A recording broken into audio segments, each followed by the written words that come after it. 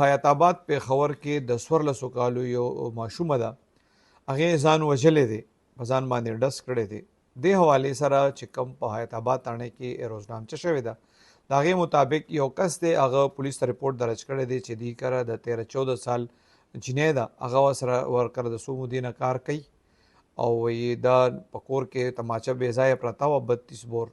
او وایي هغه راغشتی دی دې جنۍ او دې پې ځان ویشتی دی، مطلب چې خودکشي کړې ده. بیا چې کله پولیس ته اطلاع میلاو شوې ده نو د پولیس وینا ده دې بیا تلي ډیډ باډي اوچته کړې ده، هغې پوسټمارټم دپاره مردخانې ته لیږلې ده. دغه ځای کې چې کوم شواهد وو هغې هم را یو ځای کړي دي او په دې کیس کې دریافت شروع کړی دی. څنګه چې ما تاسو ته وویل د کومې جنۍ چې خودکشي رپورټ شوی دی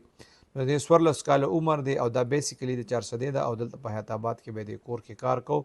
پولیس وایي د دغه کور والا خلک چې کوم دي د هغې بیانونه مغشتي شوي دي، شواهد هم را یو ځای شوي دي او ډیډ باډي چې کوم د هغه هم پوسټمارټم دپاره لیږلی ده. نو پولیس وایي دی کې دریافت شروع دی،